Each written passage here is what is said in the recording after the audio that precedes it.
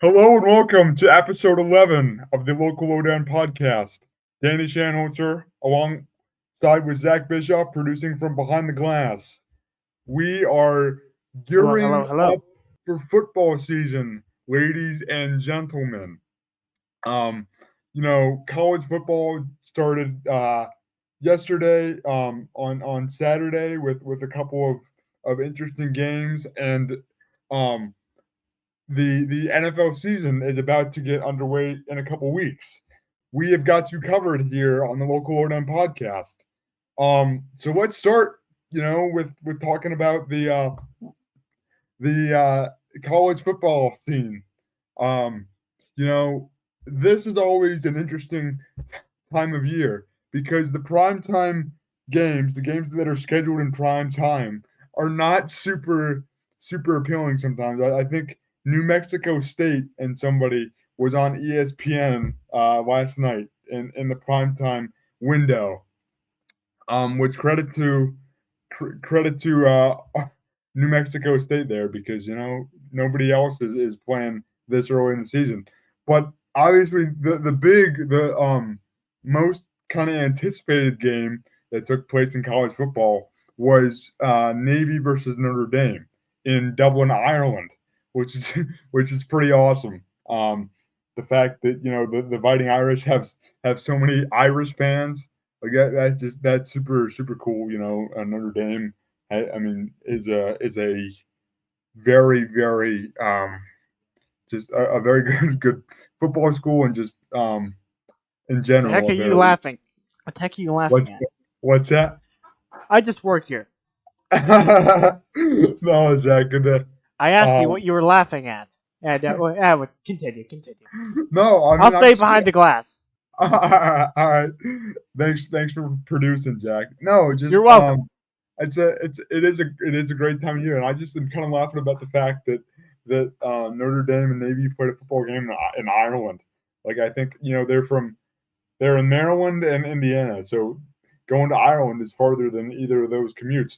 But anyway, to the game, Notre Dame beat the Finally. midshipmen by a score of 42-3, and I thought Sam Hartman, the 6 year graduate student from a transfer from Wake Forest, really showed what he was all about. Their first drive was like 12 plays, 80 yards or something like that. I mean, they just really marched down the field in fashion. I mean, the scoring summary was 14-14 7, and then at the Navy tacked on a field goal in the fourth quarter.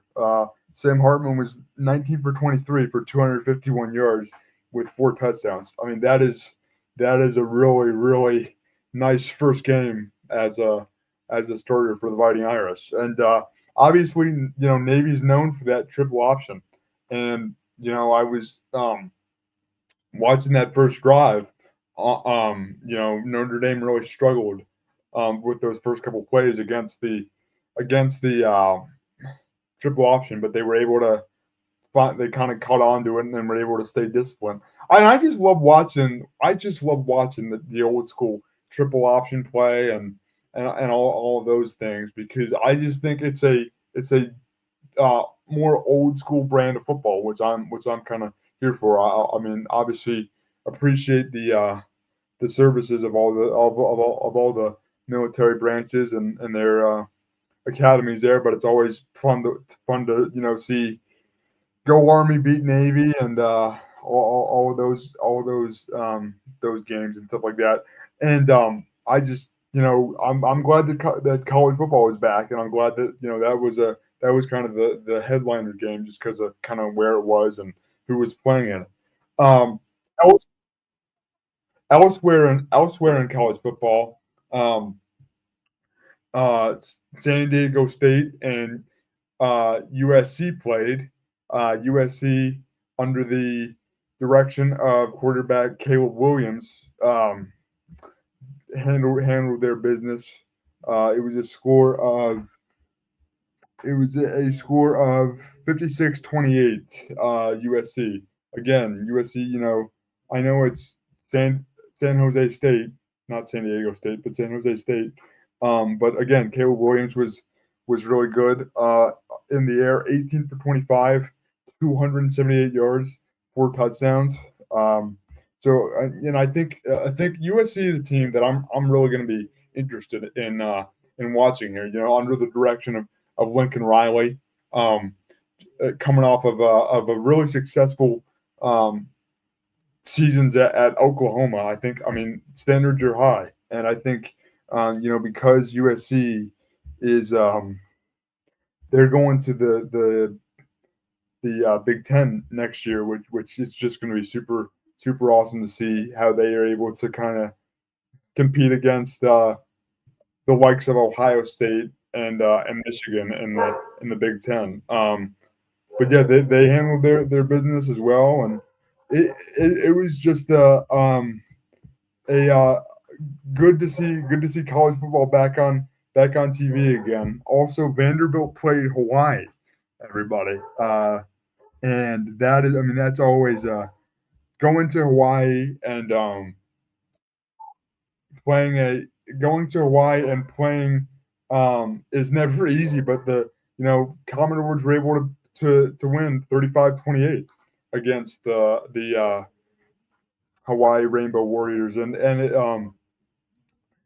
for Vanderbilt, I think that this is a momentum win for them. I mean, you're carrying momentum into SEC play. Vanderbilt has always kind of struggled in SEC competition, but I think every year they're getting to be a little bit closer. And I think they're getting to a point where they can kind of lose with a little bit more respect than maybe they have in the past. I mean, I know that being in the SEC is really challenging for those that watch SEC football. No, but that's got to be a good close victory for Vanderbilt to be able to pull that out. And um, I just love seeing those week one games that are kind of just super random. And I hopefully the Commodores enjoyed the weather down there in Hawaii. So that's kind of the college football roundup there, folks. But I think the I'm really looking forward to see.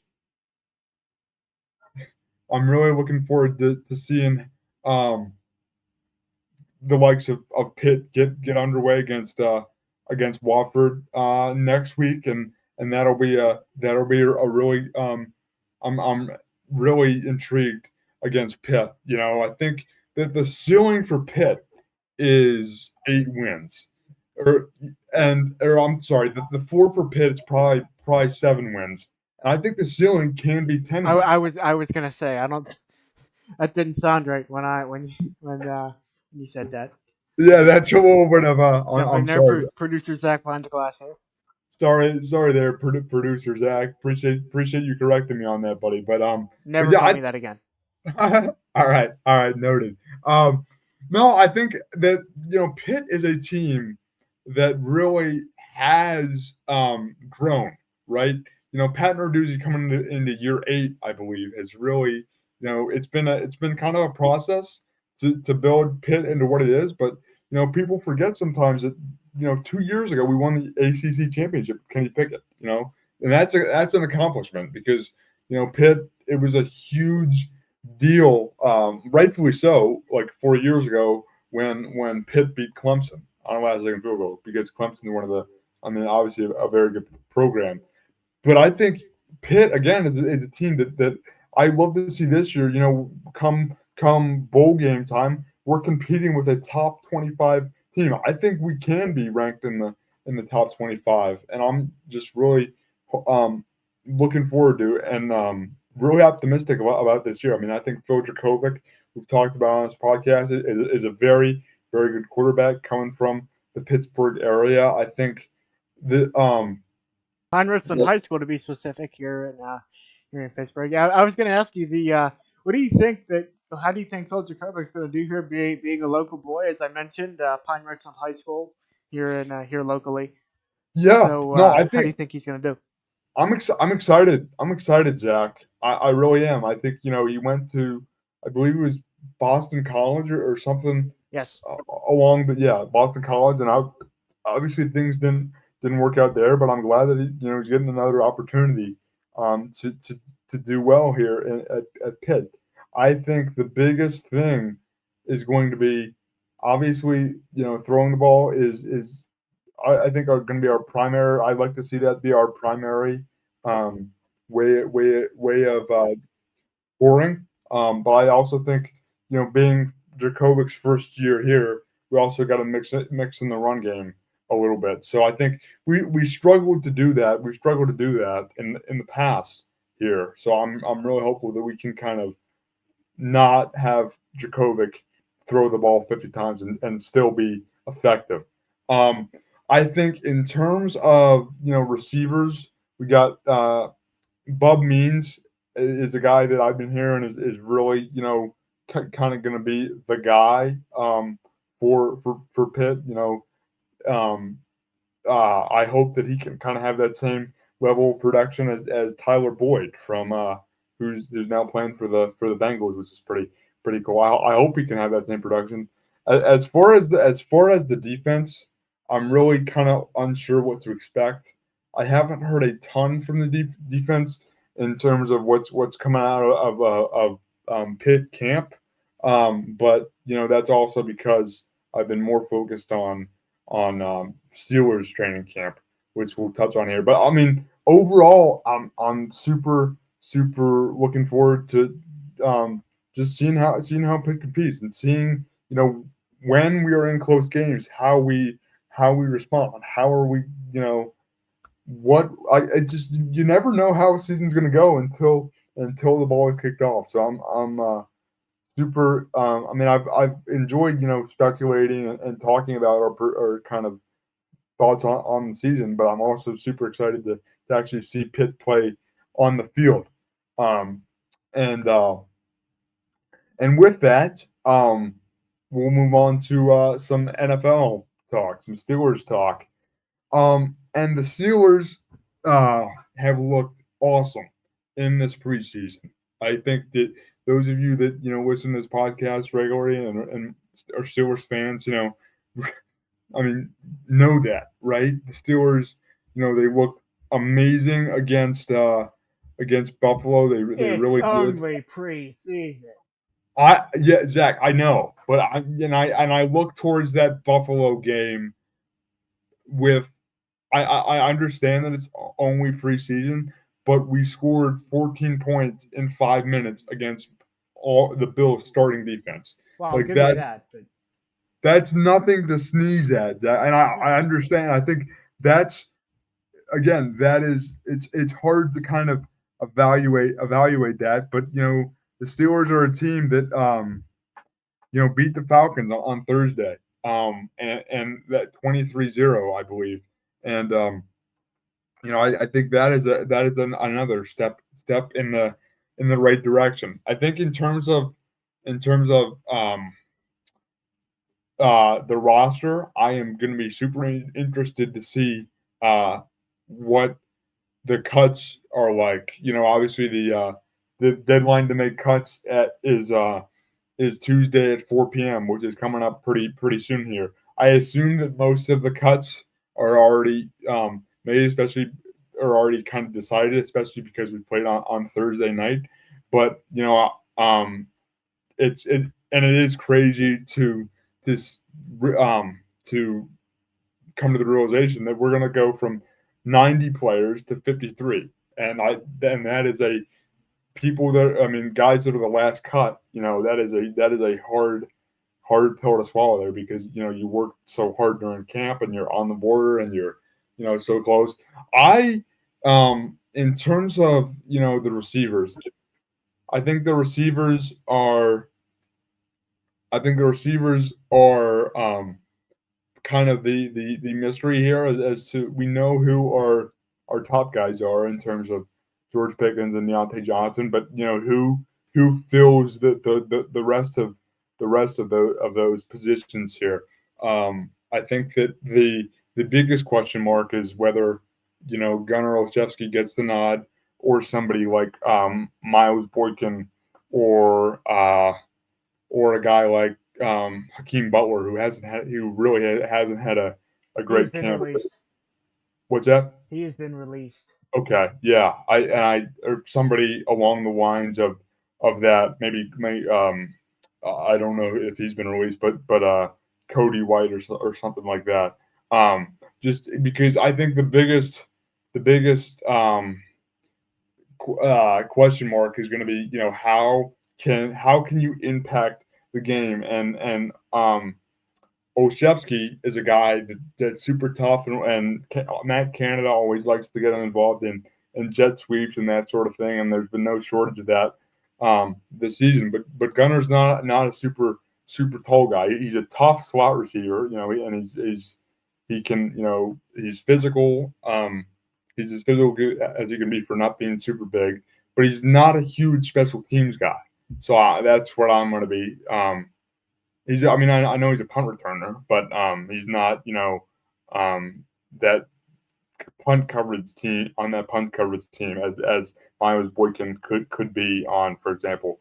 I know that's a little bit in the weeds, but that's kind of a player that has been around for a couple of seasons that I'm going to be interested to see if he stays on the team and everything like that. And as far as the Steelers in general, I am really, really looking forward to watching them because I know it's only the preseason, but if the preseason is any indication as to what this season will be like, I think it's going to be a great year. I think Matt Canada is going to give Kenny Pickett more freedom. I would love, love, love to see Jalen Warren get more touches. And I really hope that Najee Harris is also a good option for us. I think he will be. Once he kind of finds his feet there. I think our defense. I mean, Nick Herbig, a fourth rounder out of Wisconsin. People think that he might be the next T.J. Watt. He's come out of the same college as Watt did. Nick Herbig has really shown flashes of brilliance. He beat the Bills starting tackle Deion Dawkins like it was nothing. Herbig's not a super big guy, but he's got a lot of heart and he's very physical. So I'm really hopeful for him. I am excited for Steelers football, and I hope that our listeners are too. Uh, and I'm just super grateful for everybody watching, listening to this podcast. I know it looked a little different today, was with Zach behind the glass, which appreciate everything that he's doing for us, and You're welcome. appreciate everybody for sticking with us here and always watching and listening. So with that, I am Danny Shanholzer saying bye for now.